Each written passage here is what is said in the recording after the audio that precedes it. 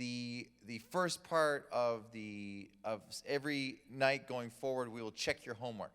Now, I love to reward people if they've done their homework, and I love to publicly shame people if they have not done their homework. Why? Because I'm not here to waste my time to get no results from you. I want you to get results to move your life forward. If you feel awkward because I'm going to put you on the spot, great. I'd rather you feel awkward here than go out there and fail. That's how much I love you. I love you enough to be firm enough with you to move your life forward. People who don't really care about you won't tell you anything. They'll be like, that's okay that you didn't do your homework. Life will reward you for not doing what you're supposed to. Do you understand what I'm saying? I love you enough. Few love you as much as I do, because I love you enough to tell you, get your homework done. All right? Good? All right, and I reward people who've done their homework. So if you've done your homework, I don't need to check it all, but it's honor system, you get a cookie. If you have not done your homework, you do not get a cookie. If you've done your homework and you're here, this will be the best tasting cookie you have ever had. If you don't like cookies, I'm just going to tell you, take it and throw it out in front of the people who didn't do their homework, and they'll wish they had done their homework. Who's got their homework done? See, show of hands. Okay, everyone look around. For those of you who did their homework, here, go grab a cookie. Actually, you guys can each take two. There's 2 cookies for the people who, yeah, absolutely. Those who do their work get double portion blessing. Who else? Let me see. Alice back here. Okay, let me just run around. Miss Alice, oh, I'm so proud of you.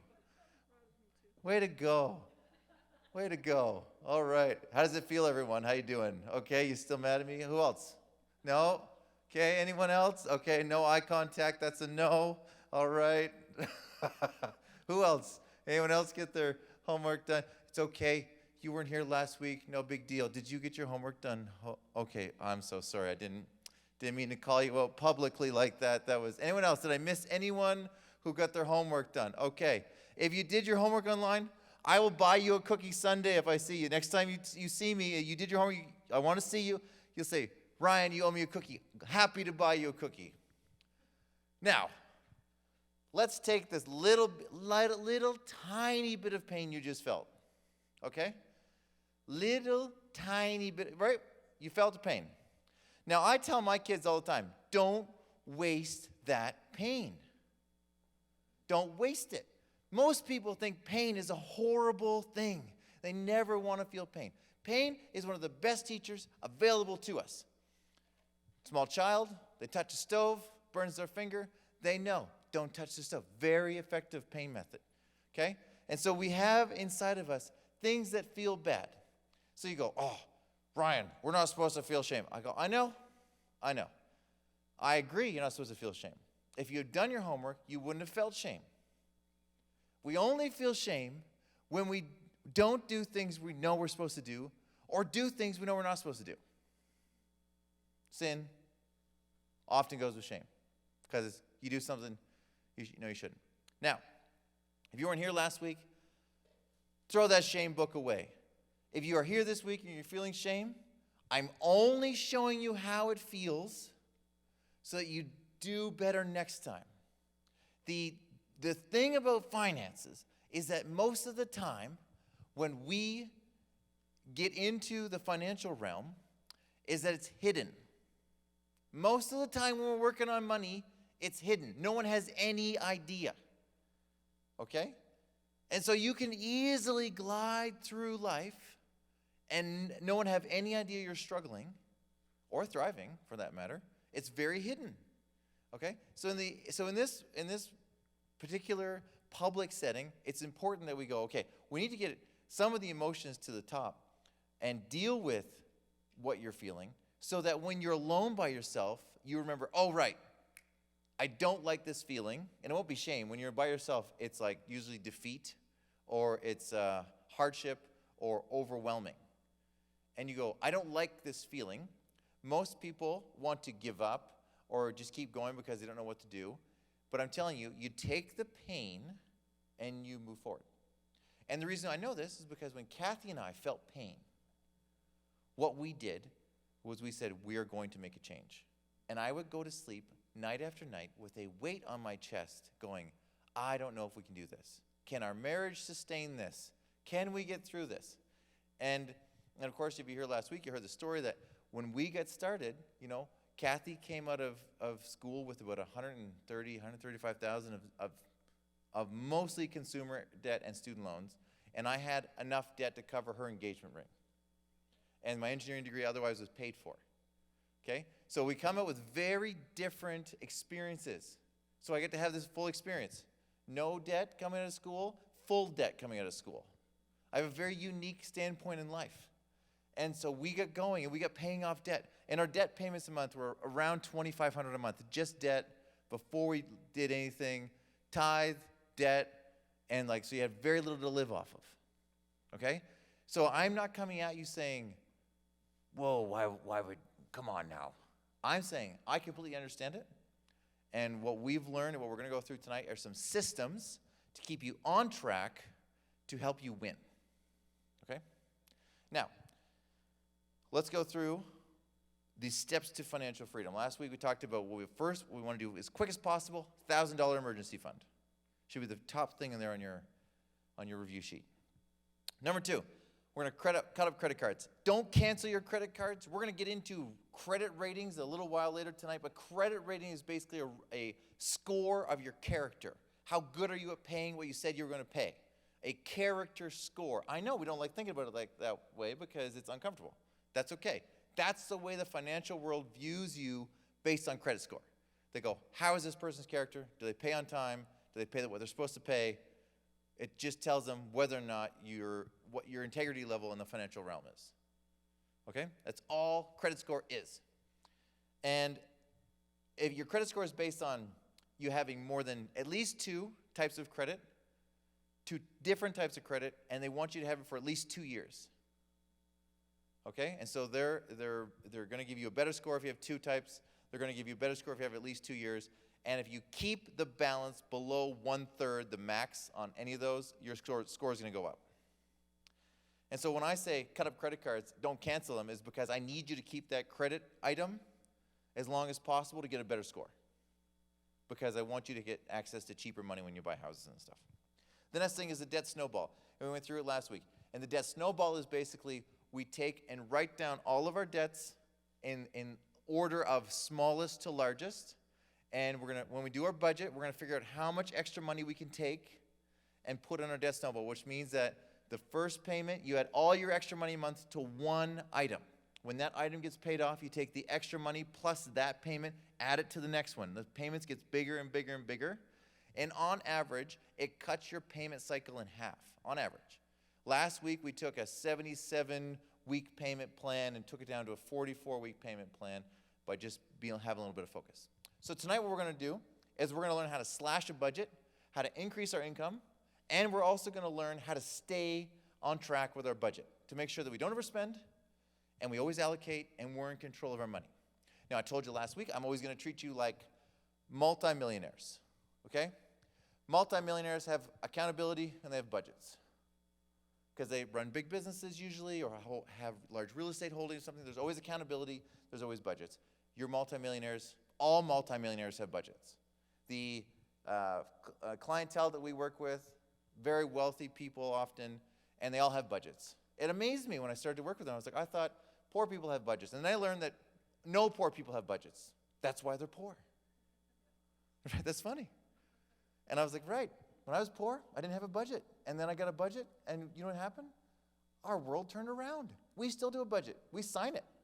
Do the budget, we sign it. We have to come into agreement. If you're single, you can sign your own agreement with yourself. All right, debt snowball. Next step, 3 to 6 months of expenses. So once you have a $1,000 emergency fund, that's enough to have an emergency fund to help get your debt paid off. Most people don't want to cut up their credit card because they say they might need their credit card for an emergency. How did you know that?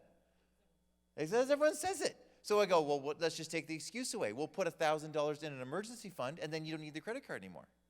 Well, what about for travel? I was like, okay, you can use it to book travel, but you have to pay it off right away. If you have debt and you're using your debt to travel, you didn't really earn that vacation. But I deserve it. I deserve time off. Well, if you deserved it, you would have saved for it. Okay? How do I know that? Because we did that same mistake. And you pay twice as much for it when you come back and it's on the credit card. And it's not as enjoyable. You come back and you have to pay for the vacation now? How much stress is that? Is that worth it? How much stress does it cause to the marriage? How much stress does it cause in the home? And so we started to say things like, our kids and our family are worth it to wait. It's worth it to wait. Much like when you tell kids, like, okay, we're going to live pure. We're going to wait until we're married before we break the barriers. My little 8-year-old daughter's just watching that. Before we go past certain limits, we're going to wait. Okay? You guys know what I'm talking about? All right? Okay? Same way with finances. We learn to wait. Patience is a fruit of the Spirit. And if we can't wait for the things we really want, are we really trusting God that He's going to bring it? If we're going to tithe and trust God, we're going to trust that God's going to bring things our way. Okay? Then we go, once we got 3 to 6 months of expenses saved up, which means that like we're really set for any emergencies. You can start canceling like disabilities insurances and stuff. If you've got lots of expenses saved up, you start to become what's called self-insured. And you can save a lot of money doing these methods. And then if someone loses a job or something, you're really not worried because you have 6 months of expenses saved up. And then if you have 6 months of expenses saved up, how good can you be at cutting expenses if you no longer have that employment? You really have quite a good cushion at that point. Gives you a long runway. It takes a lot of stress off. When you have a mean boss who's like, cancel your trip and work for me or else, you go, I don't really have to be subjected to this tyranny, right? You have options at that point. So, with that, let's get into tonight's goals. The first one is, what is your goal to be debt-free? And you can have one goal that's like completely out of debt, including your mortgage, and another goal that's like, okay, I want to get all the consumer debt written down. Okay, so I encourage people that goal be somewhere in the 18 to 36 month range. Even if you do your debt snowball and you do out all the numbers and it turns out that it's like much longer than that, we're just going to believe that God's going to do some amazing things. Because when we started paying off debt and focusing on it, you think about $140,000 of consumer debt. You go, whoa, that's overwhelming. I've seen few people come at me with more than that. I've had one guy had a truck and like 50,000 of credit cards, and it came up to like 147. I've had a couple come to me 2 weeks ago that had 120,000 of credit cards alone, 20% interest. Okay, like I see crazy things. But you know what? The couple with 120,000 credit cards, they came to me the other day, and we put a plan in place, and then God moved, and they paid off 80,000 of it in about 2 months. Okay? And so I'm telling you, I've seen God do amazing things. Wherever you're at, I don't care if it's car loans, whatever, there's things that God can do that you're not planning on that make this fun. This is not just a regular finance course for people out in the neighborhood there. This is the house of God. You are God's people. And the first thing we teach you is always tithe. If you're tithing, God's connected to your blessing. And if there's blessing there, amazing thing can happen. So when we started paying off debt, it should have taken somewhere around 14 years. Making minimum payments. Okay? But what it took was just over 3 years. And you add up the amount of payments we made and the amount of payments we were supposed to make, it doesn't even add up. God did amazing debt-canceling things to us that I cannot even describe except to say that God moved. And so if you're being diligent on this, expect that God's going to do something. Okay? And you can say, well, it's prosperity gospel. No, that's the Bible. God says, I will give you power to create wealth. And the first thing he's going to do, the first thing he did when he moved them from Egypt into the wilderness is what does he do to all the Israelites? All their debt was canceled.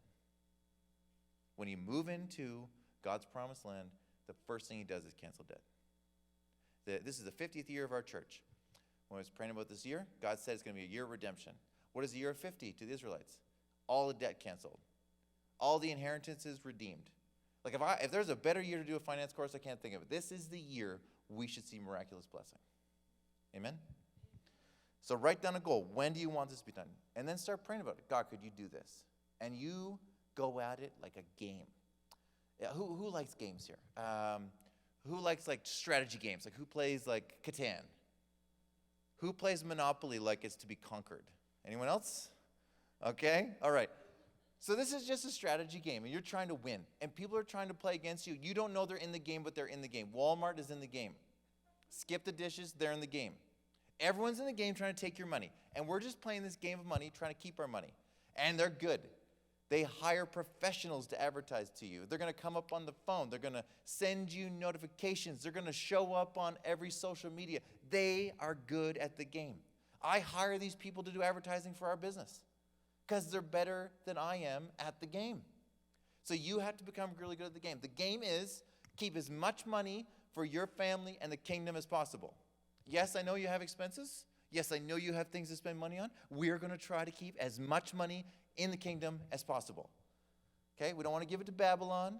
We want to keep it in the kingdom. Now, does Babylon have fun things? Yes, they've got squirt guns. They've got trips to Miami and to Hawaii. They've got cool cars. Yes, we're going to be in the world and we want to have fun things. But if you have debt, we just want to focus a little bit. And here's what happens. If you're willing to do what others aren't willing to do, you can have what others can't have. If you're willing to do what others won't do, you can have what others can't have. The fact that I'm up here telling you this is just the hand of God and blessing on our life. So here's some way to increase your income. You look at page 2. If you're online, check out the email. The handouts have all these cool ideas on how to increase your income. This is so much fun. So most people go, I have a budget. I only make enough money to get the bills paid. And I'm like, what if you grabbed another job, found another way to make income that could help you pay off your debt quicker? And every extra dollar you make goes to the debt pay down, goes to the debt snowball. And you're going, okay, now I'm in the game. Not only am I keeping more money for myself, I'm finding other ways to make extra money to put more in my pocket. And every time it comes in, you tithe and watch what God does. And so, my favorite one, my number one thing is pizza delivery. Okay? Of course, now we got Skip and all these things. Like you can deliver all kinds of things. You can deliver people now. It's bananas. All right? Uber. She goes, what? What do you mean you can deliver people? Brian, that's not good. Thanks, Naomi. Okay, you can start a business part-time. I've seen all kinds of people do like snow shoveling and window washing, all kinds of stuff. You can have more children. This is really funny. But the government pays you based on the number of children you have. There's some parents in here smiling going, yeah, that's true. It's a catch-22. It catches up with you. All right? But for the short term, they'll pay you to have that baby. Once you're married. Okay, everyone? All right. Okay, helps give me a little laugh here. All right. You can rent out a spare room in your house. You Uber drivers, skip the dishes, shovel driveways, mow lawns, clean windows, clean gutters, roof snow removal. I know. There's so much snow they need it taken off the roof now. It's so great. Start a day home. Use a skill you have. Some people are crafty and design things. A lady came to our office the other day, Bible college student. I said, hey, what are you good at? She goes, I can paint. I go, you know what? I need a painting for my office. Can you make me one and put it on my wall? Oh, PC disconnected. What'd you do, Stefan? Oh, the battery's high. Who gave the battery drugs? That's funny, right? Dad joke. Fix cars on the weekend. Lay flooring. Do in-floor heat installs. Okay, so someone came to my house, and they're like, hey, you have the in-floor heat hookups here, but it's not connected to anything. And he's like, I can fix that for you. So he came back with a little panel, hooked it up, charged me a bunch of money, and made a whole bunch of cash. And I was like, that was cool. All right, and he just had a skill, and he just saw something and made money right there. I loved it. I was like, thank you. I needed someone to help me out with that. Hope may know this person. It's her father. Okay, what else? Audio installations in home, nails, hair, photography, security guard, restaurant. I had a friend broken into last night. They needed a full-time security guard to work evenings and weekends. And I'm like, jeepers. Someone who doesn't like sleeping and stays up all night watching Netflix should be taking advantage of their skill to stay up all night. Because everyone's like, wait, I do that all the time. Yeah, but you're not getting paid for it, are you?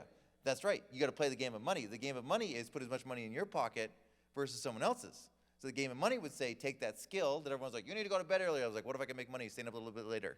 Being a little Uber driver or something like that that's a little bit later in the evening. They're used to staying up late. You're good with it. You're like, let me stay up late and make money.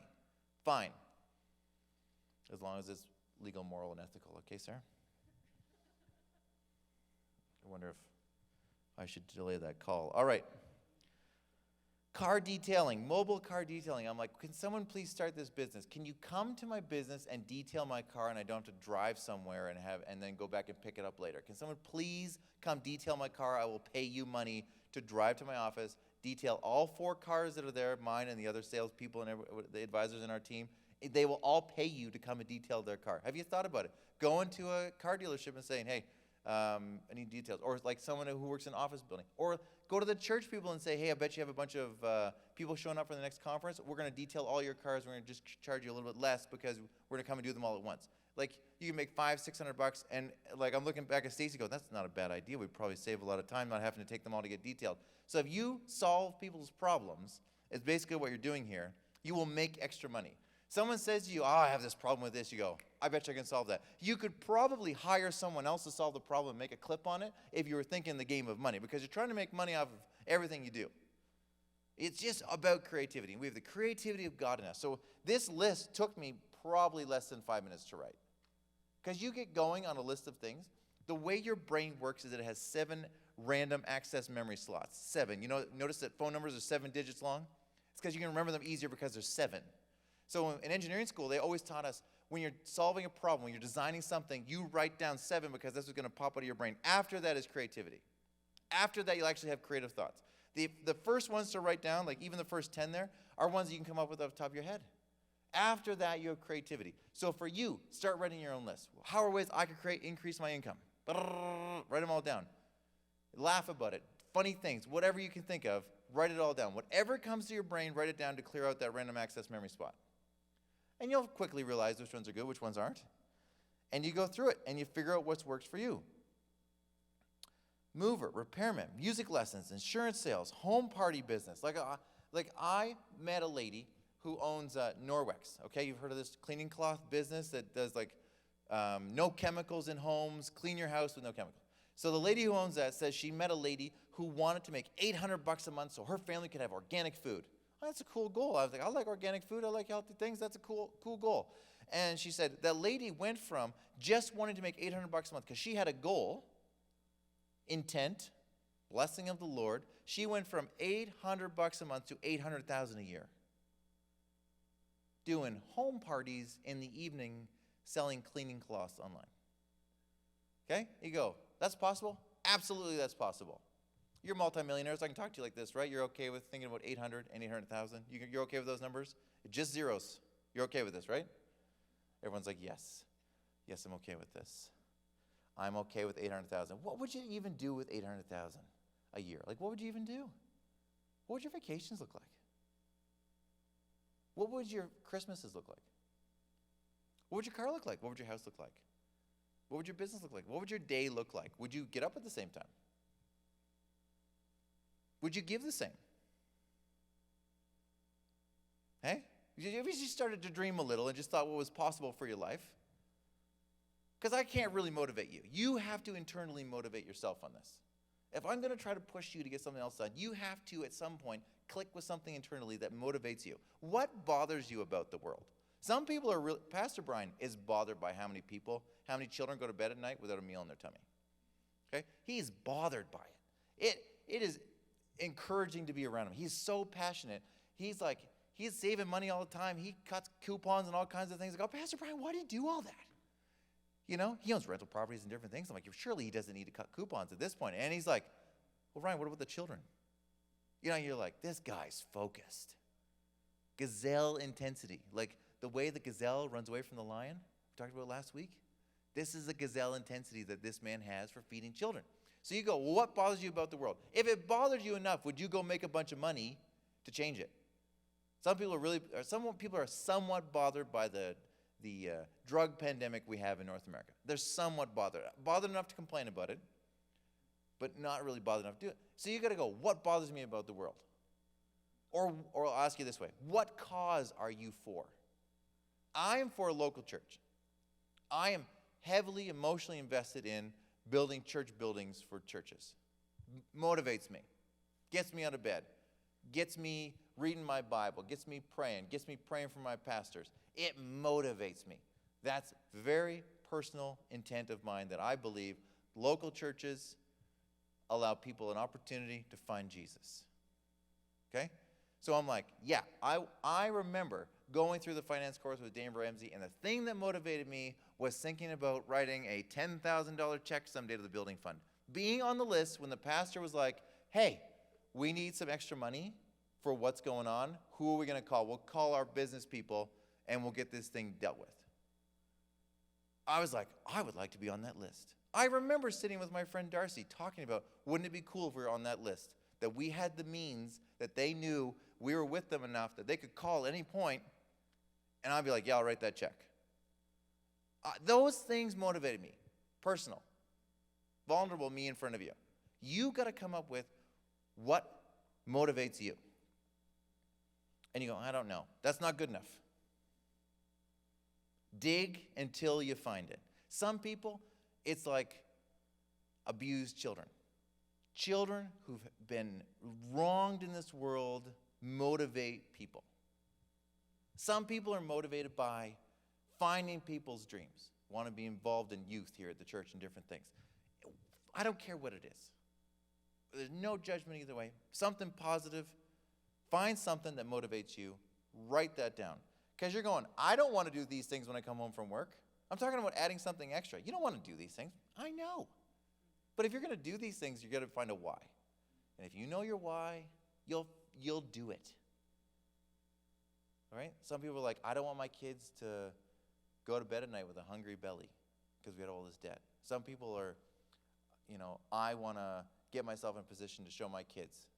I want to be a good example. I want to be the first one in my family not to have this problem. Whatever it is, figure it out. Push yourself. Dig emotionally. Dig until you tear up. And then you know you've got there.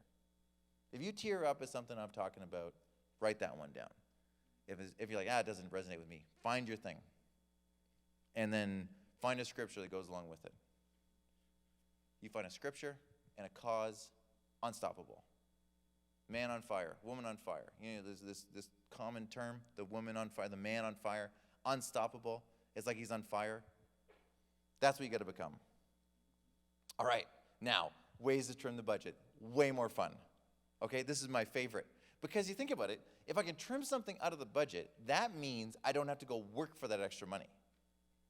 I mean, I already have the money in my hand, can I just keep it? So these are some fun ways to trim your budget. Stop eating out. Review your home and auto insurance. So you can go and negotiate almost anything in this world. If you're like, hey, I'm paying too much, you can call a few different insurance companies and put their quotes against each other. Sometimes their online quote is cheaper than their phone quote. So last time I did auto insurance, I went online and looked it up, and I got a number, and then called them and say, hey, what's your best number for auto insurance? And they're like, this. And I was like, oh, but your online thing says this. And they go, okay, we'll give you that. Okay, I'm just working them. Game of money. I'm just working them. When we were paying off debt, Kathy would call the government on her student loans and say, hey, listen, we're short on money. Can you forgive some of this? And they go, well, there's a form. First of all, we have to put you on no interest payments, which principal-only payments. And you go, oh, no interest. Perfect. So they do that 3 times, and then they'll start cutting down some of your loan. That's right. That's how intensely I know debt repayment. What the government will do, Kathy's like, her eyes are getting big here in the front row, remembering the pain. And she's like, I don't want to call again. I'm like, call them, woman. You can do this. You spent the money. You can make the phone call, right? And she'd call. What a great woman. Okay. Review your life insurance. I don't know how many people come into our office and they're paying huge sums of money for life insurance. They've bought into like a really expensive permanent life insurance plan. And the cheapest life insurance you can get is Term 10. Okay? Term 10 means you're going to pay the same price for 10 years, and after that it's going to go up in value.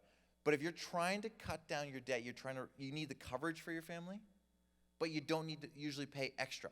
So you need someone to review that. You can talk to Stefan if you want, or go to your insurance advisor and go find someone to review it with you and see if you can get as little payment as possible. That could save you a couple $100 a month sometimes.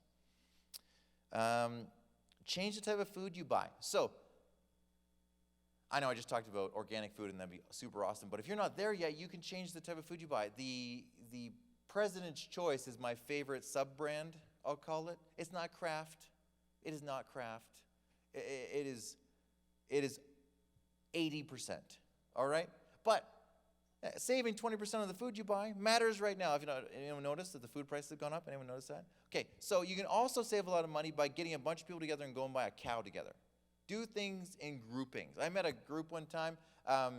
They came to me to ask me to design, because I've done some engineering things, they came to me and asked me to design a straw bale house. They said the cheapest house we could find to build a straw bale, super great insulation, really great environmental impact, and they're like, can you design this for us? And I got talking to them, and they're like total granolas, right? And I'm like, okay, can you afford this? And is this something a project I want to get into? And they get talking to me about, they get groups of people together and buy all their food in bulk instead of going to the grocery store, and the grocery store makes all the money on them. They get enough people together, they buy their food twice a year, store it all, and save tens of thousands on their food.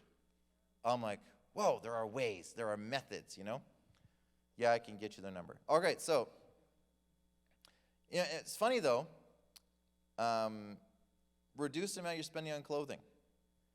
This can go two ways.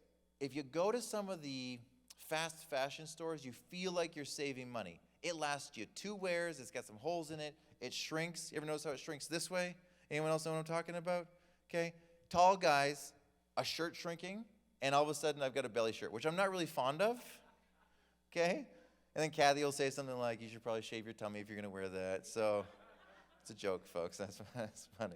Yeah, I'll tell you a funny story about, okay, now that it's probably time for a joke now that we've had some serious conversation. Okay, so one day Kathy says to me, I'm a very hairy man, all right? You need to know this if we're ever going to go to the beach together, all right? Kathy says to me, you got to shave your back. And I said, all right, you're probably right. She says, you know, go shave your chest or whatever. So I'm in the bathroom, clippers set going, like clogging the clippers. Like this is a carpet, all right? It's disgusting, all right? And Naomi can't even look at me. This is hilarious. All right, I'm so sorry, ladies, but you got to understand. Abby, our oldest daughter, comes in the bathroom. She's about 6 at the time. And she sees me shaving my chest, and she's like, what are you doing? I am embarrassed. 6 shades of red, okay? And I'm like, shaving my chest? And she's like, well, do the back too. It's disgusting. I'm like, I can't reach. She said, I'll do it for you. I said, no chance. I don't want to pay for the therapy later if you have to shave my back.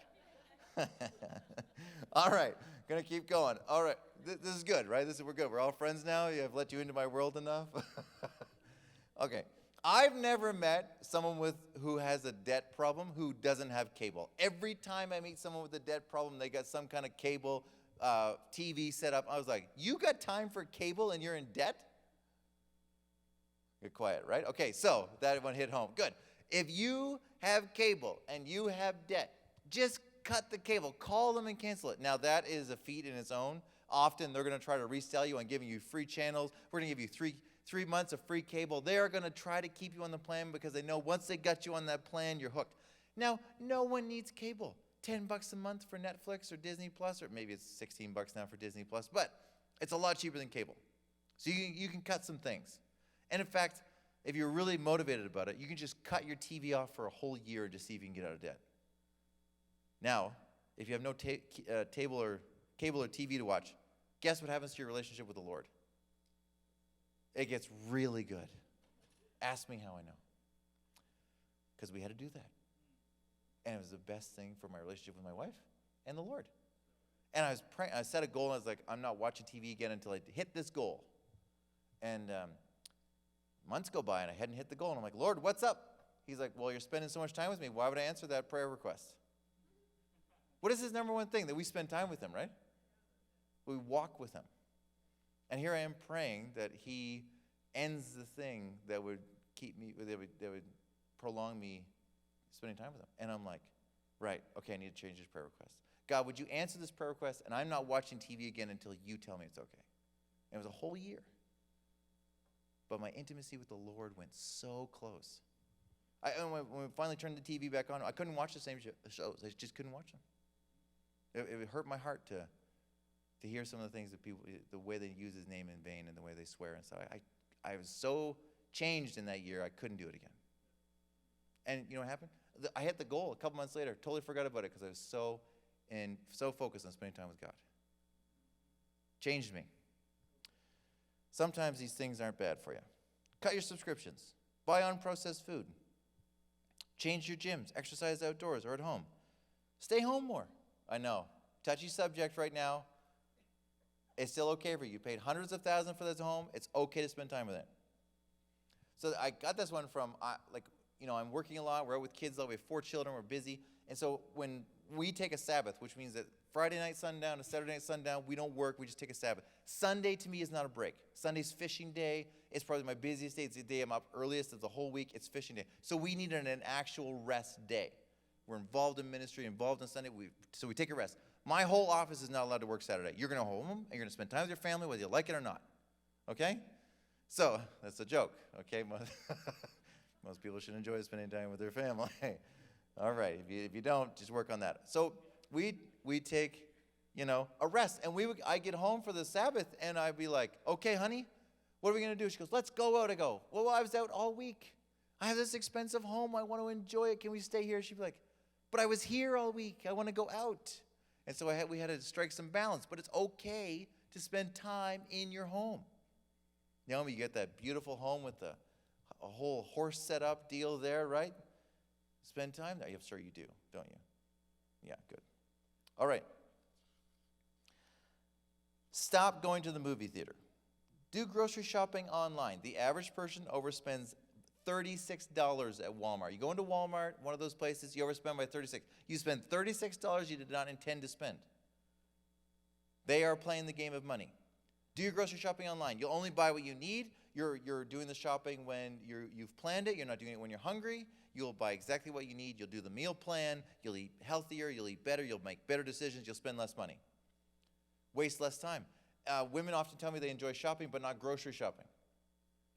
Okay? You can have meal plans set, like a 2-week meal plan, do your online grocery shopping, and then reorder that same thing 2 weeks later. Just hit redo. Boop, done. Okay? Saves you hours. Switch off, exchange babysitting services with other couples. Get books from the library. Borrow movies from the library. Trade clothes with your friends. You buy a piece of clothes, you get tired of it, right? What do you do? Trade with your friends. Okay? Fun.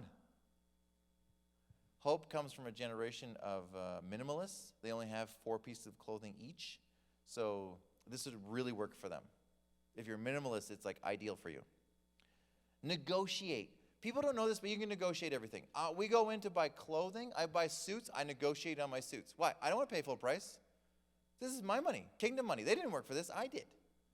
And so I'll ask them, can you give a discount? Can you do something better?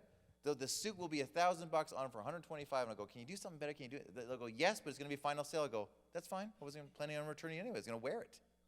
So that's okay. They try to scare you with that final sale thing. You ever been scared of that? It's final sale. Oh, final. That's a lot of commitment. Okay? Call your cell phone provider and ask for a better deal. This is my favorite. They send you to what is called the client satisfaction line or client retention line. You ever call these people? Okay? Stephen knows. Stephen and I have worked together many times on these kind of things. Call them and I'm not happy. I want to leave. And they'll say, just 1 second. We'll put you through to client retention. Great. You can get so many, get your data increased for free. You can get all kinds of things for free if you just ask for it. You should probably do that annually. You're right, Stephen. Buy secondhand. I love a good secondhand buy. This is my favorite place to negotiate. Okay, you ever sell anything on Kijiji? The person who buys it always shows up and negotiates with you after they agreed on a price. That's me. I'm that guy. Don't get mad at me, right? Barter with people for things you need. Can I buy Joel a computer? I'll trade you babysitting services for a month. Okay?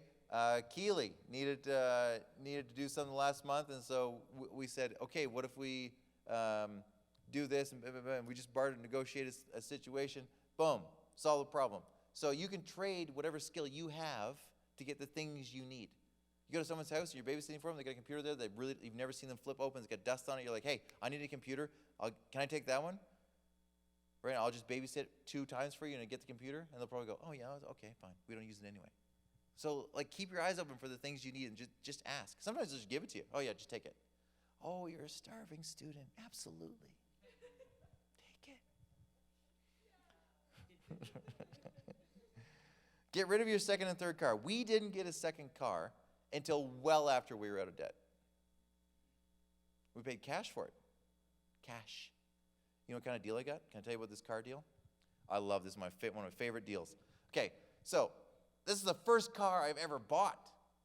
I went through university, hitchhiking. Okay, I can hitchhike anywhere. I can hitchhike across the country right now if I needed to. It is so much fun. So, and you always meet very interesting people. Ask me sometime about the Freemason I met who drove the lime green Beetle with the weird flower, who I thought was for sure going to murder me. So, not so much fun. I'm just kidding around with you don't have to hitchhike everywhere. So I go to buy this car, and I find a car online, the exact car I wanted, $36,000. And so I go to the dealership, I put $1,000 down, and I'm like, I might be back in a little bit, but don't sell the car to anyone. I leave on vacation, come back. And I'm like, you know what? I did some digging, I don't want this car. And I want my money back. So I give my money back, and I leave. In the meantime, what I was doing in that week was seeing if I could find a better deal. And a guy had one for sale for $32,000. But then I noticed that he dropped the price to $28,000 because I'm watching them so consistently that I know what he's going to sell them for. And then he makes the price $22,500. $22,500. We found ourselves a deal. This is in line with how I like to buy things. 50% is usually my goal. I want to pay 50% what everyone else is paying. So, shoes even, brand new sneakers at the mall, 50%. I'm telling you, you start looking for deals, you keep that money in your pocket. So, I called the guy, Eddie Oak. Eddie Oak's like, yeah, $22,500. I'm like, okay, how do you spell your name? Gives me the spelling. Go to the bank, get a bank draft for $20,000. I'm not paying $22,500. So I go, test drive it, get it checked out, everything's great. And I'm like, okay, here's what I'm willing to pay. He swears at me. Okay, he's like, F. What? I thought you were going to pay $22,500. I'm like, no, here's a bank draft with your name on it. That's as good as cash. And he's like, oh, fine. We go to the registries, go to switch it over, and the guy's putting the information in. He's like, what did you pay for this? I go, $20,000. He's like, dang, you stole that. Eddie's standing right there. Okay? And he's like, oh, why did I sell that? Okay? But it's like, because you have cash, do you want to give out more cash or less cash? Less. Less is more. Trust me. So it becomes fun. Like, you're like, how much can I get this for? And you play this little game. You know you've gone too far when they're like, get out of here. Okay? It's too far. Okay, I was in China in one of their silk markets, okay? Really cool silk markets. You ever get to Beijing, find the silk market, downtown Beijing, and you get over there, and you can find anything you want in the world. $10,000 watches, $100. Exact Chinese knockoff replicas. They look like the real deal, but they don't last as long, so you got to buy a couple. All right, so I'm in there, and they give you a number on their calculator. Okay, you take the calculator, you give the number back. And you always start 1/10 of whatever they offer you. And you know you started low enough if they're like, get out of here. And I'm like, that's my Chinese accent, by the way. I know it was horrible. That's not how they actually sound. Okay, so they throw me out of the store. I'm like, okay, now I know I'm too low. I can come up a little bit. All right? And so that's basically how you're bartering. If you go to buy something on Kijiji, if they're like, I'm not selling you that, I'm like, whoa. Let's not get emotional. What price would you take? And you get a deal. And it is so much fun. Is any of this making you uncomfortable? Yes. That's okay. They're uncomfortable too. The difference is your uncomfortable feeling is going to lead you to dollars in your pockets. Okay? Do you have to do this every time? No. But if you do it for the next couple of months, it gets you a nice pattern of doing it, and it goes better for you. Okay? So try that out.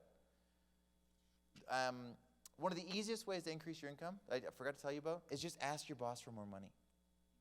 A lot of people are afraid of this, like during pandemics and stuff. You can go and just say, I would like to be paid more, and here's why. And I really like it here, and I really like you as my boss. I want to stay here. I want to make a career out of this. Or it'd be nice if you could pay me just a little bit more and make me even happier. What do you think? Yeah? Do like a hard close, right? You put your eyebrows up, smile, and nod until they say yes. And then we're like, get out of my office. And you go, okay, but I'm going to come back and ask for this raise in a little bit, okay? A little playful with it. Go back 2 weeks later. All right, you ready to give me that raise? No, you keep asking until they say yes. And you keep saying the same thing. I love it here. I'm going to stay. I'm going to make this a career. This is my favorite place to work. And you go out and work your tail off like a good Christian would. Work as though you're working for the Lord and not a man, right? You get out there, you work hard, and what are they going to do? Eventually they're going to be like, okay, fine. I'm not giving you $3 an hour, but I'll give you $1. Great. I'll be back in 2 weeks to ask for the other 2. All right, so you just make it fun. Okay, so the next piece of homework, we're going to stop this session right here, take a quick little break. The next piece of homework is write down your top 3 picks to increase your income, and then make your top choice, and then ways you want to trim your budget. So if you look through the list, figure out what you want to do to trim it, how you're going to trim it, how you're going to increase your income.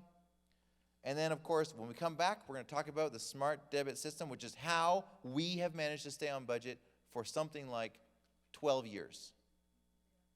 Okay? So let's take a break. And don't steal cookies if you didn't do your homework. Those are not for you. If you did your homework, you're allowed 3 or 4 more cookies, okay? This is so cool. I am so excited to teach you about the smart debit system. Now, most people, when they're teaching you finances, will tell you to do a budget and then stick to the budget. And what is wrong with you if you don't stick to the budget? Has anyone ever failed at that as miserably as we did? Anyone else? Yeah. Okay. Now, the other method they talk about is the envelope system. No problem. We'll keep you on track. You're going to take 27 envelopes and you're going to put $3.50 in each one according to what category you'd like to spend your money on. Has anyone else also failed at this system? Okay. All right.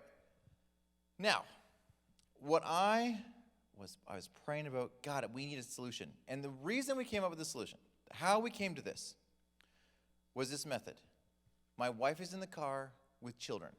The envelope system would say, to pay for fuel, you take money into the gas station to pay for it. You're going to get 3 small children. At the time we started this, it's like, I think we had 1 child. You're going to get the child out of the bucket, take it into the store to pay, or you could keep the sleeping baby in the car and use a debit card. I was like, I need a method that works with this debit card, right? So here's what we came up with. What we call this a smart debit system is because it takes your debit use and changes it to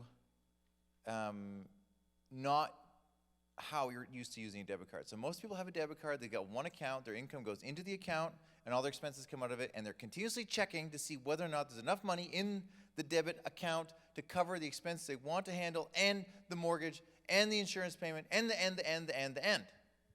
And we found this annoying because it's continuously calculating to see if there's enough money in the account to handle the next bill coming up, and what was the next in, and I was like, and we had spreadsheets to track it months.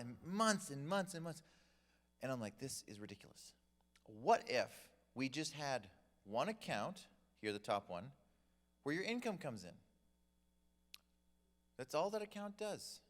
The next account is where all of your automatic things come out of. Your mortgage, your insurance, your car payment, where they're the same every single month. Neither of these accounts are attached to your debit card.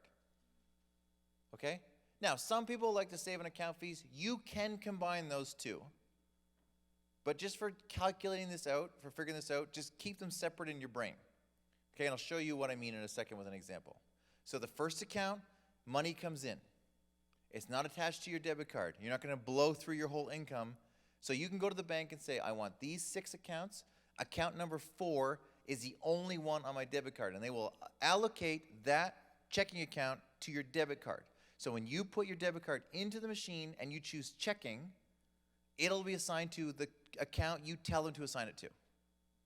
Most people don't know they can do that. This is possible. So now you have income into account number 1. Number 2 is automatic things. Okay? So what happens is when you're doing your budget, you go, okay, I know that we have $4,000 of automatic things coming out each month. So when you get paid, you set it up so that it's automatic, because it's the same thing every month, that it goes from your income account into your automatics account on its own. You can set that up on your online banking, that it happens every month at the same time and just goes into the auto account. That one move will make you sleep so much better because you're not continuously worried about missing your mortgage payment or your rent payment because it's automatic. Okay? So we're going to go through an example in a second to make sure you're all good with that. The next account is just enough cash for 1 week of spending. So when you do your budget out, you go, okay, we got food, we got fuel, we got date nights, get all the different things that are actually spent on your debit card. This account, as you guessed it, is attached to your debit card. Now you go, Ryan, how come you're saying it's so easy to stay on track with your budget? How is it possible? Here's what happens. The money that really needs to be spent, your mortgage, insurance, blah, blah, blah, blah, blah. It's already been taken care of. Would you agree? And you're not going to worry about that anymore because in these automatic accounts. Okay? If you're sitting here going, Ryan, I don't have enough money to make those payments, that's a different ballgame. You need to go back to what we just learned in the last session about increasing your income and cutting your expenses, and then this system works. As long as your budget can balance, this system can work. So, and you go, what about the other things I want to spend money on? What if I want to go buy a dress and blah, blah, blah, blah, blah, blah? Yes, but that money is not attached to your debit card, okay? Your mortgage and stuff isn't attached to your debit card, so you're never going to overspend what you have. And then what we figured out was I was micromanaging Kathy. Now, who in your relationship is the micromanager of the money? There's always one. Come on, there's couples here. Put your hand up. Who's the micro? Okay, I was the micromanager. If you've been micromanaged, you know how it feels. It's horrible. Anyone, who's been micromanaged before? Those laughs. Oh, yeah, Allison got her way over here. So, Kathy was micromanaged. What we learned was this was creating a tension that I did not need with a woman that I wanted to have intimacy with. Okay, married people, you know what I'm talking about? You're like, I want intimacy. Okay, no, I know it's fine, all right? So, I want intimacy with my wife. I don't want to fight with her about money. And I was continuously going, what did you spend this on? Why'd you go to Winners? Blah, blah, blah, blah, blah. I'm always asking all these things, right? Here's the thing. So, we have allocated on our budget the spending. We have, hey, Stefan, we're up here, buddy. So we have on our budget, we have food, fuel, clothing. We have all the things that are necessities that we need. Okay, if we're paying off debt, we may have cut some of those things. But in general, we have them on our budget. We take 1 week's worth of them, and it automatically goes into the debit card account number 3, every month. Okay? So this one we're actually spending out of this account on the debit card. Nothing else is on the debit card. 1 week's worth. How do I know it's only 1 week's worth? Well, the first time we did this, we made the budget up, okay? We made the budget, and I said, great, this is the amount it's supposed to be spent on your debit card, and I took the whole amount, and I put it in the account. And I said, I'm going to stop micromanaging my wife. Awesome. The 17th of January, guess what was left in that account? Zip, okay? And I'm like, ugh. 2 weeks. Can we make it 2 weeks without buying food again? Okay? And she's like, we need more money. And I'm like, no.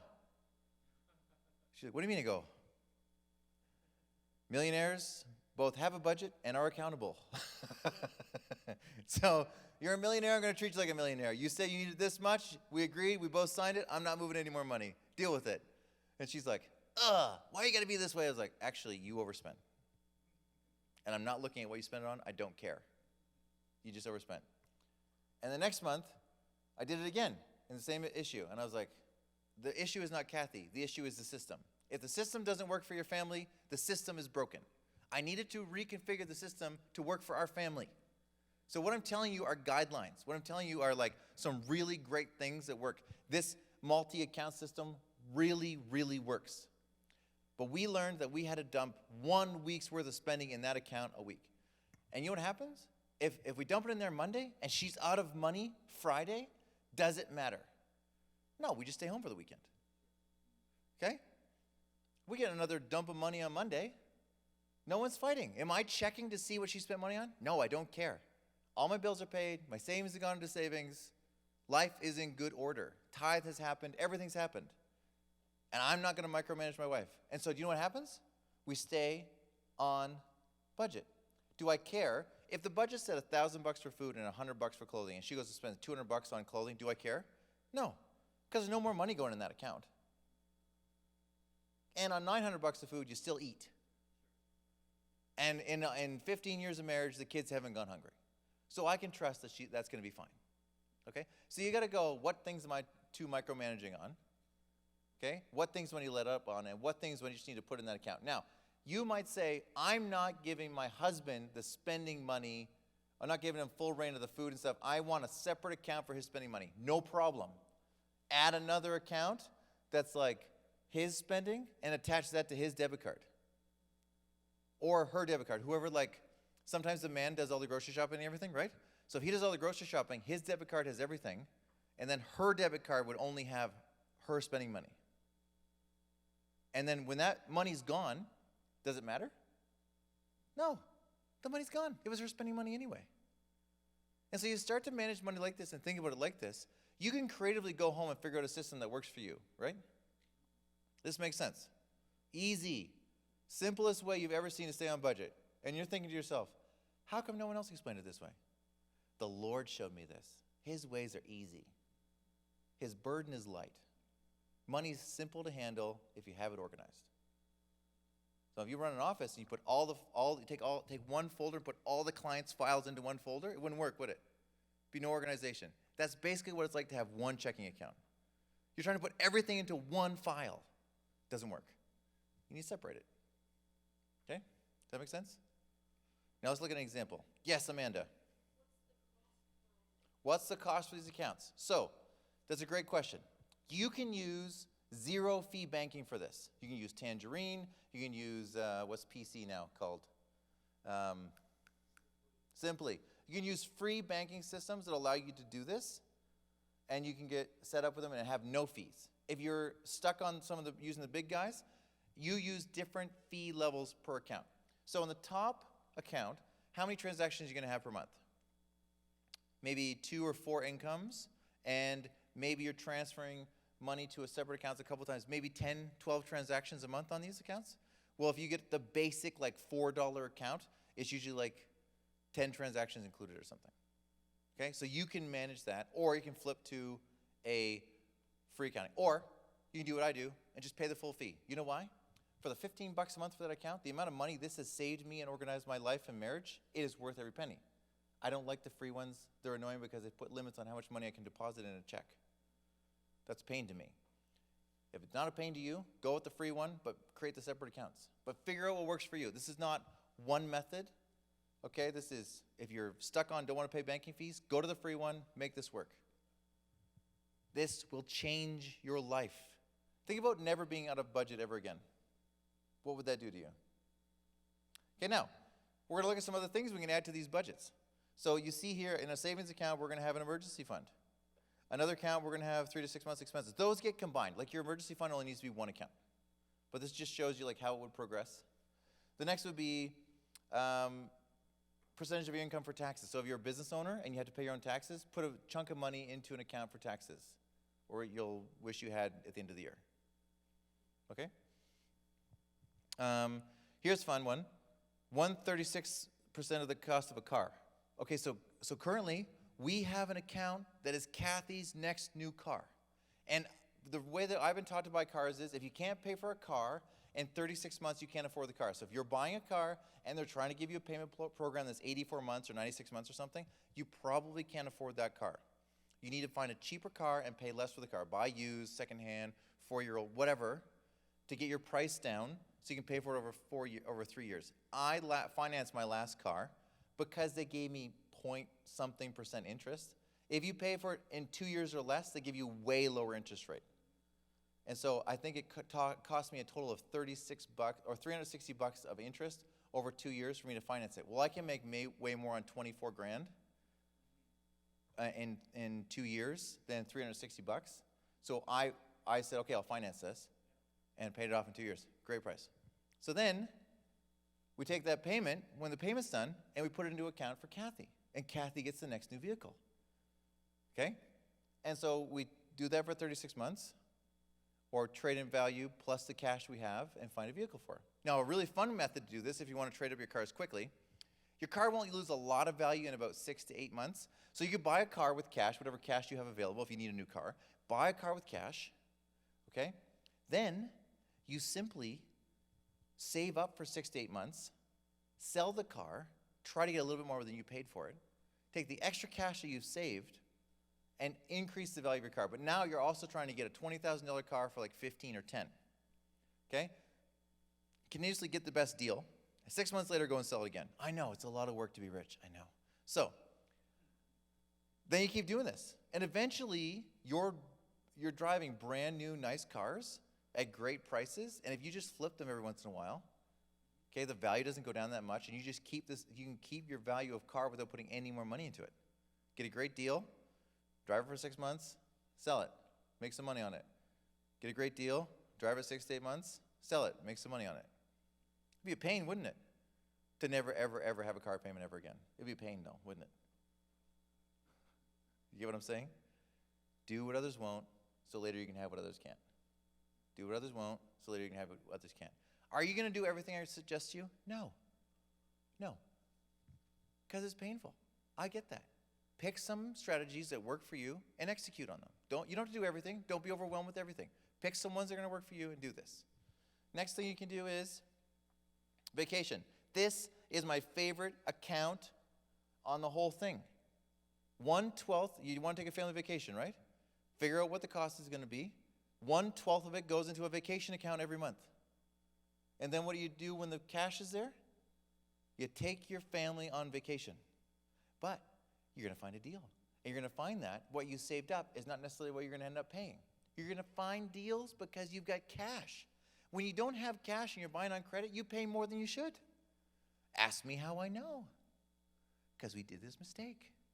But when we save cash, it's like, oh, I can find a deal. I went to Paris this last summer with my wife for 10 days and paid less than my friends who went to Vancouver did. Paid less. And I had a way better vacation. I asked them about it and bragged a lot. Okay? There's all kinds of ways to find deals. And so, like, no one wants to travel right now. And I'm like, I'll travel. Kidding me? I got a hotel with a view of the Eiffel Tower that's normally $600 a night for $200 a night. And no one wants to travel. No lineups. Praise the Lord. I'm not even talking to you about vaccines. I'm not getting into that right now. Don't you dare ask me. Okay, Christmas. How many people have kids and found Christmas stressful? 1/12 of your Christmas account every month. Okay? We do the same thing with like birthday gifts and stuff, and so we have like awesome birthdays, awesome Christmas. If you've ever attended Christmas at our house, it is over the top. This year we had 2 trees full of presents paid for cash. We had so many trees at one present. We filled it all up, and we're like, we need to use the other tree. So then we had to start filling up the other tree. I know it's over the top. Okay? It was so over the top. Kathy and I ended up, we were like, well, we don't really want this stuff. We got each other. We ended up returning a lot of the gifts and putting an extra $1,000 into savings. Okay? But the kids had a great time. And I kind of do this on purpose. On my birthday, I give gifts away to my kids. Why? I want them to come around when I'm super old to my birthday. Okay? It's smart. I know, because you're thinking, yeah, those old people birthdays, I don't like going to them. But my kids get gifts on my birthday, so they'll be like, come on, kids, get in the car. We're going to see Gramps, right? I got to get my gift. He won't give it to me if I don't show up. He'll give it to one of the other kids, right? That's how my kids will talk when they're older. Okay, so then you have investment accounts, okay? You have short-term investments. This is 1 to 3 years, like if you're saving for a house or a car or something, like short-term savings. You have long-term savings, which is like the goal is 10 to 20% of your income is going to long-term savings for retirement. And this account is invested more aggressively because it's more long-term. And then you might have a college fund for the kids. So a lot of people will do the college fund first. And I'm going to tell you, you need to take care of yourself before you take care of your kids. This is very, very common. You need to have your savings going on before the kids. If you don't have a house, but you have a college fund, you've got this in the wrong order. Okay? You need to get a house. It's one of the key principles for building wealth. You have to have property. So I'll get into this a little bit like later on when we talk about buying a house, but property is key. Here's why. When you get into retirement, your money lasts you as long as, like a lot longer if your expenses are lower. If you're still paying for a house into retirement, it's going to eat through your cash and your retirement savings a lot faster. Okay? I've seen this play out a really funny way.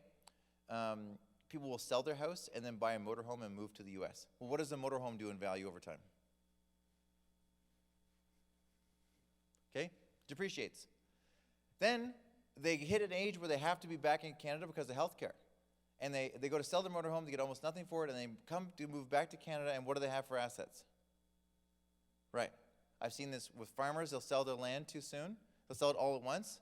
The land will go way up in value. They wish they had kept it all. Move down to the U.S. for a couple of years, rent a trailer for a while, have to move back to Canada, have nothing.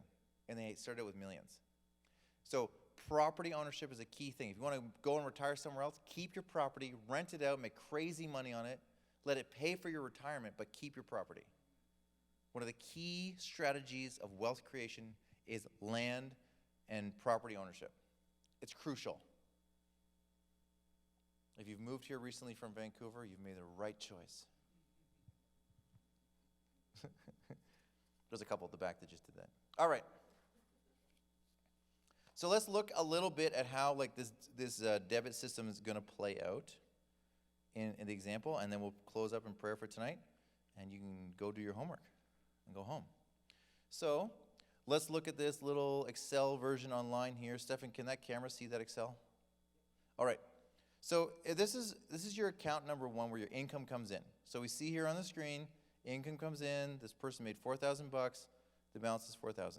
Then they have money that transfers into their automatic account, $2,900. Now notice how down here in account number 2, the $2,900 shows up, right? Okay. Let's go back to account number 1. Now it shows the balance. Then we have account number 3 where it's going for savings, and then another savings account. So when we look at account number 2, we see that they have a bunch of expenses. They tithe, and then they have savings and mortgage and life insurance and car. Okay? And you get to the end of it, and it balances out to 0. That means that it's perfectly balanced. That's exactly what you want your account to look like. At the end of the month, the automatics just go out. No stress. How stressful is this little plan? Not. How stressful is it to have it all in one account and just be looking all the time to see if whether or not the mortgage is going to go through? Super stressful. Ask me how I know. Because I messed that up. I made that mistake. This little simple plan, and I'll share the spreadsheet with you, and you can fill in your own stuff. This little simple spreadsheet method of figuring out, okay, what day it goes where also helps, because sometimes you get paid and you want to know when your bills are coming out. So you can plan out your whole month on here and then just set up the transfers on your online banking, but basically one time because you make it automatic and reoccurring. Then it's taken care of. And you just check it once in a while. I will caution you, it takes about 3 months to get this really dialed in. You might mess it up once, so when you're getting it dialed in, leave a little extra money in the account. Just make sure you don't miss something. Fair? And then this will set you free. Once your debt's paid off and this spending plan's in place, away you go. So I've included a spending plan sheet in your homework. So guess what your homework is? If you didn't do your budget, debt snowball, okay, those little goals in the first sheet. And if you're online and you didn't get the first sheet, it's available through the email that was sent out last week. And of course, you can watch the rerun of last week's event as well to make sure you get everything. The fun thing about watching a rerun is you can download the little video accelerator on your computer, and you can watch me speak at 2 times speed. You might need to slow it down. It's fine. You can pause it, rewind, whatever you need to do. But if you figure out your spending plan, and then, because some people can stay on budget and they know how much is going to each thing, but sometimes a bill's coming out on the 9th, but you don't get paid till the 12th, but you've spent too much money to allow for that. So sometimes when you go through your spending plan, you'll notice, for example, say this couple, they didn't get paid until the 12th, and so I did this little example here. So they get paid nothing here, and they don't have the money to go in, the $2,900 to go into the account. They just don't have $4,000. They're down $2,000. If they got paid on the 15th instead of the 1st, they'd be out of money. See this yellow line? Because the timing matters of when people get paid. So you've got to look at your spending plan and fill it out completely for 1 month to see if the income is going to meet the timing of the bill payments. You got to do that at least one time, so it makes sense. And you go, okay, I get paid on the 15th. Oh, that bill comes out on the 11th. I got to check that. So the spending plan should help you with the date on that. So the date on when bills come out on this spending plan matters. So when's the money coming in? When's the money coming out? And you're like, well, that seems like a lot of work. I know. But think about how good it'll feel to have this completely covered and never worry about your budget again. How many plans have you seen that don't work because people won't do a little bit of work and they'll never get a budget balanced? You're a millionaire. You can do this. Millionaires can do these things. And if you want a spreadsheet to do it, cool. I'll send this out. You can use this. All right. Now, my favorite part of the night. Your homework. You need to increase, this is fun, increase your income by 10% this week. You want that cookie, right? Okay. I know, it's intense. But what if you go into your boss and ask for a raise and they give it to you? What if?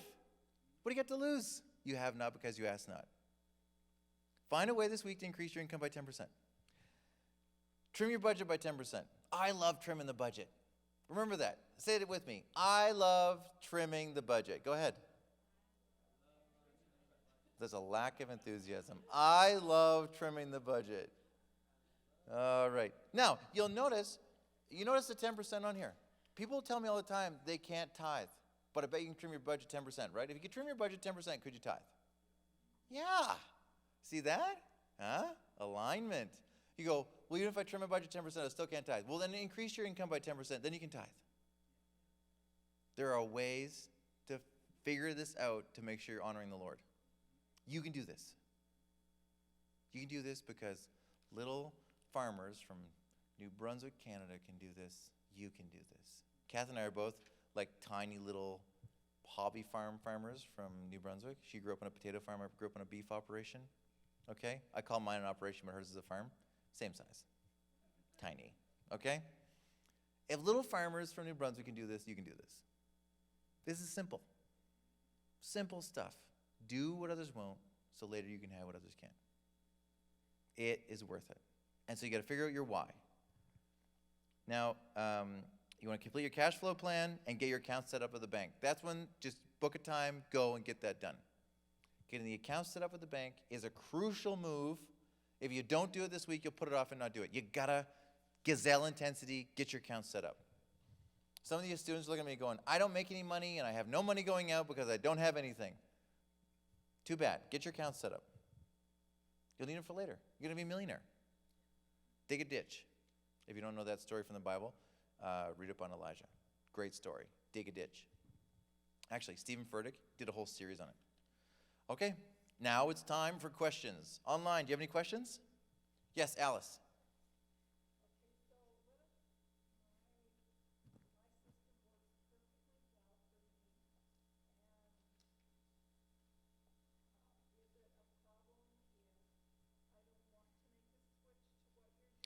Great point. Nope. If your system works, and you've been working that system, and some people are awesome at their system. I know people who track everything on their checkbook, every expense and everything, and it works for them. That is great. You're about 1% of the population, okay?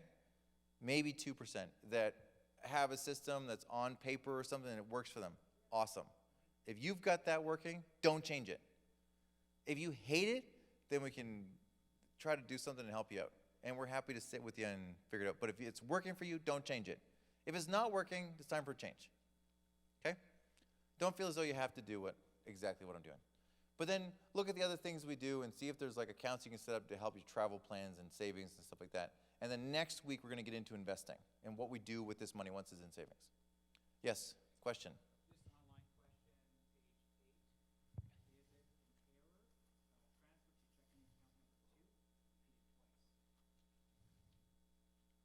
Oh, so like I was saying in your cash flow plan, so the question is, there's twice it says transfer checking account number 2. So you can, if whatever account you need to transfer to, you can put in there. But basically, the idea is you'll probably make more than one transfer to your where your money comes out of a month because you usually get paid more than once a month. So most people are making more than one transfer into that account to cover off their automatic expenses. So that's why it's so important to do the cash flow plan. Is the money, what day is the money coming out? Okay, because you need to know how many transfers, when can I transfer, okay? And like this is done on paper. Obviously this is a little bit cleaner if it's done on a spreadsheet or something where you can make changes as you need. Good question. Anything else? So you go home tonight, you completely know how to do this cash flow plan. You're good. Now's the time. Yes, Kathy. Do you want to say it into the mic so that?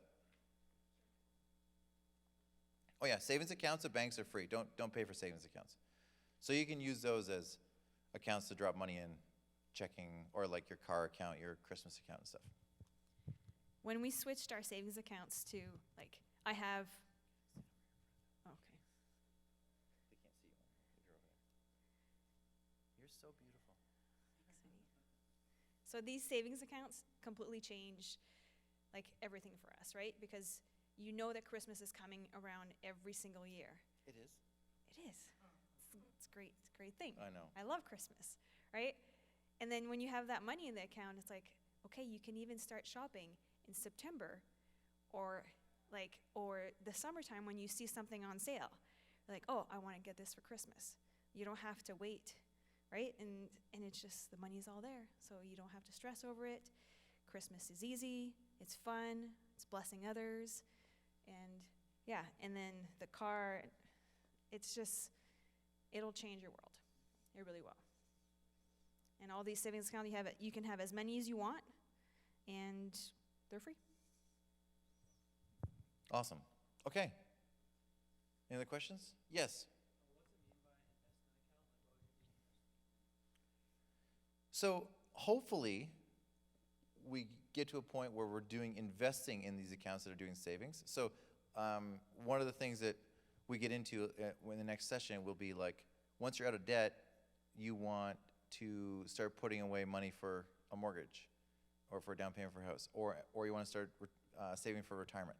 So when we get into that, we would have monthly transfers into those accounts where we're saving every month. Okay, one of the books that's recommended on the reading list this week, and you don't have to read these all this week, but these are really good books to read about this particular topic, is The Automatic Millionaire by David Bach. So he talks about setting your life up automatic so you eventually just become a millionaire.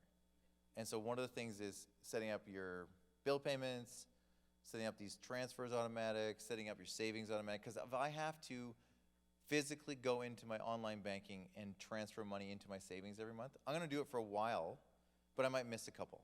And so what they've noticed is the people who set it up automatic will for sure become millionaires, and the people who do it manually, the percentage is much lower. You have to be like an Alice to become a millionaire on that method. She's the 1%. Like if her paper method is working for her, she's one of the few, right? So like with our clients, if they're like, I'll just write you a check every month for the saving, I go, first of all, I don't want to process your check every month. That would be so annoying. We're just going to set you up automatically. And if they go, we don't want to do that, I go, okay, I don't think you're my client. You don't really want to be a millionaire.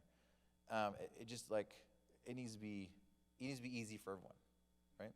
Now, if they're like, is there another method I can do it manually? Yes, you can.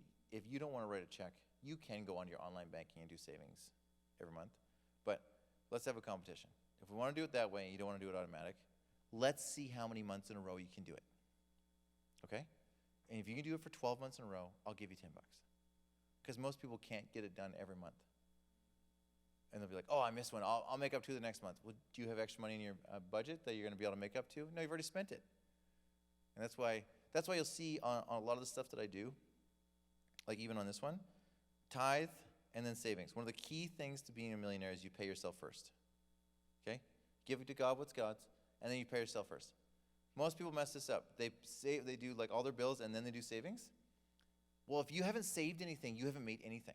So you've worked your tail off for the whole week, been away from your spouse, been away from your family and the ones you love, and you didn't make anything. Like, no, I made all this money. Well, did you? Where is it? You don't have any of it. Okay, you have to save.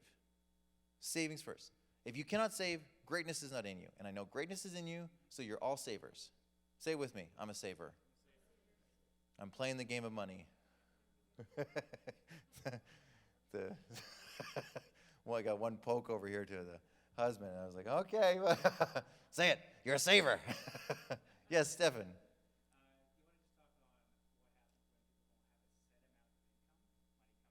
Oh, this is a great question. If they have fluctuating income, you're going to try to base it on a little bit lower than the average. Okay, so what you need is take the extra income from one good month and put that into the like income account where money's going to be transferred out of, and you're going to try to live below the high month. Okay, if you're there's a lot of people who work oil field in this area, so like if there's oil field and you have like 3 or 4 good months in the wintertime when it's really high income, that is your like big savings month. Those are not your big spending months. You want to live on the base income, and then take all the extra and try to put it into savings. Okay? You got to get the spending down. If the spending's down, First of all, you're going to be happier. I know it feels like you're going to be, like life's going to be better if you could just spend more money. But if you get the spending down and like be okay with not keeping up with your friends, you will be so much happier. When I stopped caring about what people thought, people think I don't care what people think because I'm rude. Okay? I developed protective methods to keep me wealthy. And one of them is to stop caring what broke people thought. And here's what you need to learn. This is why. This is why I think this way. People don't think about you. We're worried about what people think about us, right? People don't think about you. They're thinking about what you think about them. Catch this, catch this, catch this. If I'm thinking about what Stefan thinks of me, he's also thinking of what I think of him. He's worried about what I think about him. He's not thinking about me. He's just going, oh, what does Ryan think of me? What if I don't do this? What is he going to think about me? What's he going to think of me if I don't do this? That's the common thought. You're not really thinking about the other person. You're concerned with yourself and how they view you, but really they're just thinking about themselves. So if we think about that, you go, they're just thinking about themselves. What does Stefan think about me? I'm not thinking, oh, Stefan's hair looks great. Boy, I'm really thinking, I wonder how clearly I'm communicating to Stefan right now. I wonder what he thinks of my cool jacket.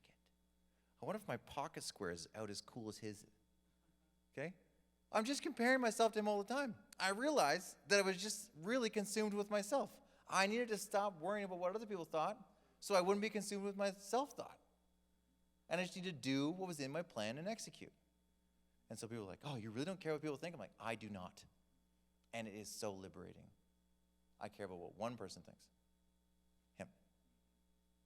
And if I worry about him, and put him first, everything else is aligned. Okay? Ask Kathy how, it has liberated us. Right? Because she's very pretty, so she wanted to fit in with the pretty crowd. The prettier someone is, the more pretty they want to be. You ever watch this whole conundrum? Girls, you ever feel this pressure to be pretty? No? I feel it all the time. I'm very pretty. I feel this. Don't laugh at that. That hurts my feelings. Okay? I used to worry all the time about being pretty, being the handsome fella. Okay? And what did it do? It consumes me with me. And that's the same way in the financial world. If we look at what we have, what trips we're taking, whatever, we're consumed with what people think about us. And if we stop that and go, okay, what is God's plan? Tithe, trust him, be good stewards of what we have, show up to church, encourage others, think on good things. We go, right, it doesn't matter. You can wear, the cheapest clothes around me, and I won't care. We had a friend that wouldn't come to our house on the other night. He wouldn't come in the house. She says, I'm in my jammies, won't come in. And I'm like, well, we're in sweats, and I'm like, we don't care. You're our friend. I'm not going to buy into the church fashion show. I dress this way currently for a professional image. It's completely different. You come to my house, what am I in? Workout clothes 100% of the time. I am ready to hit the gym at any minute. Okay? Someone comes over, you want to work out? Yes. Get the protein. Okay? Riley's like, I'm going to show up at your house sometime at 11. He's never showed up. Months ago, he told me he's going to show up at my house at 11 and work out with me. Never shows up. Okay?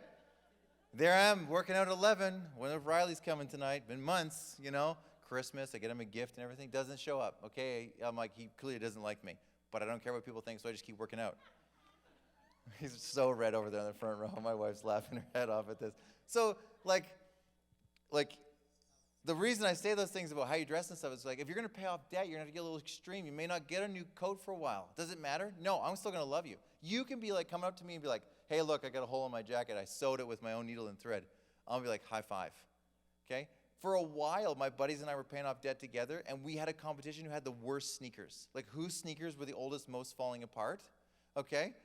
And now you look at the culture, most young people dress like they're homeless, and so it doesn't really matter what you wear anymore. They're actively seeking clothes that make them look homeless. Okay, Alice is like, yes. Fashion used to look good, right? Okay, not anymore. Fashion looks like you've pulled garbage out of a trash bin and put it on. So if you're worried about what people think, Just get your clothes, run them over with a steamroller, drag them through the mud, put them on, come to church. You'll be the most fashion-forward person here. One kid, he looked like he was a hobo. And I was like, dude, you look like a hobo. And he's like, you know how much I paid for this? It was like $600. And I'm like, you're an idiot. I said, the jacket I had on at the time was a $1,000 jacket. I said, you know how much I paid for this? $50. And his girlfriend goes, oh, he looks way better than you, man. And I'm like, exactly. You overspent to try to fit in, didn't have the money, and I still look better and paid less. It's funny, right? It's laughable. People think I spend a lot of money on clothes. I guarantee I spend less than all of you. I am playing the game of money. I am very good at it, and it is very fun in our house. Okay, to this point, this is my last story. This is how funny our house is about money. So, our son, he knows that Kathy sells everything on Kijiji. We no longer need it in the house. We don't throw it away. We sell everything. People are like, you should give that to someone. And I'm like, yeah, I know, but I can sell it. I'm playing the game of money. If I give it to someone, they probably won't appreciate it anyway, so I'm just going to sell it and keep the money myself, okay? Good, because I'm playing a game. They're not playing a game. I'm playing a game. So, try to listen to that one to 2 times speed. Okay, so my son comes to me the other day, and he's got holes in his underwear. They are worn out. And he's like, hey, tell Mom I'm going to sell these on Kijiji. And I was like, no, too far. Don't sell holy underwear on Kijiji, all right? Weird, all right, son? He's like, why? I was like, I'll explain it when you're older. You're 7, you won't get it yet. But that's how extreme because he knows when things are worn out of our house, it gets sold. Why? I want the money back. I already got a good deal. Sometimes I'm selling old things, and I paid less than that for it and sell it and make money on it. I don't report to the government. Don't tell them. It's a cash deal, okay? I can tithe on it, but I'm not giving it to the government. I'm just kidding, government. You get your share. You know it. All right. Christine's like, what is he talking about? All right, any more questions? Okay, let's pray.